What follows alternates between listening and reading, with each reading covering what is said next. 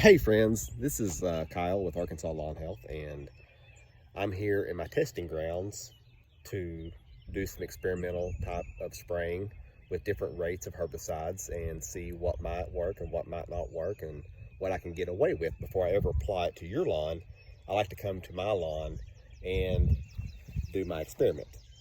So what I've got here is we've got basically common Bermuda that I have let go for about 6 to 8 months without any weed control or pre-emergent or anything. And so what I did is I sprayed this yesterday with some reduced rates of herbicide that I shouldn't probably use, just to see if it's going to cause any significant damage. Now, knowing what I know, I don't think that there's going to be any damage other than delaying the green up.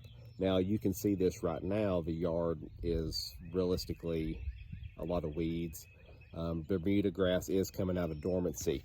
If we get out here and look, you can see that this is Bermuda grass here. You know, these are the types of broadleaf weeds that we don't want. This is hairy bittercress. There are different types. There's some clovers and some other stuff in here. Now, when we get into this right here, this is annual bluegrass that will pop up, and there is a lot of it around here. So what I'm going to be doing is I'm going to be going through and getting rid of all this and converting it in the full sun areas to nothing but common Bermuda. I wish I had some hybrid Bermuda here. I don't. I'm going to go get a pallet and put some in a couple of specific areas so I can do some experimentations on some hybrid Bermudas, and then I'm also going to be doing some seeding of some new varieties, particularly Riviera, which those varieties are better suited to handle cold weather. They produce a denser canopy growth, therefore you have less weed control you have to deal with because the grass is just that much thicker. Most of the yards in the neighborhoods that I take care of in Rogers and Bentonville and Fayetteville area are all hybrid Bermuda. There's very little zoysia, and hybrid Bermudas are very, very thick. They do a very good job of controlling weeds, but at the same time, they are also susceptible to things such as spring dead spot, especially Tifway 419. I will talk about spring dead spot on a little bit later video. So right here, what I'm doing is I'm showing you what I've been spraying, and throughout this property, we have all this bluegrass and all these broadleaf weeds and this common Bermuda. I suspect what's going to happen is this Bermuda grass is going to stunt and not come up and green up for the next couple of weeks.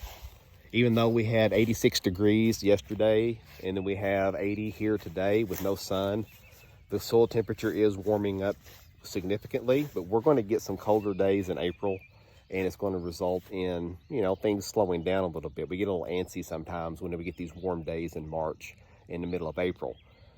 What I suspect though, the bluegrass and even some of this fescue, there's some fescue clumps here. This is some tall turf type fescue.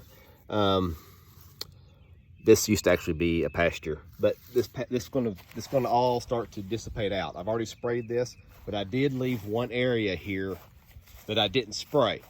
And we're going to be able to find out exactly where that area is here in about 7 to 14 days. And that's when I'm going to have another video and we'll talk about what's going on here. And the reason I do all this is I can bring you the best in yard care by doing the experiments on my yard and making sure that I can get through to your yard and use less herbicide, less applications, and still deliver the optimal results. That's my goal. My goal is to save you money and give you the best that I can in lawn care. So if you have any questions, send me a text, shoot me an email, go visit my website, like my page on Facebook. I'm going to be putting stuff up there quite a bit, and it's all basically for your benefit. So thank you, and I look forward to hearing from all of you.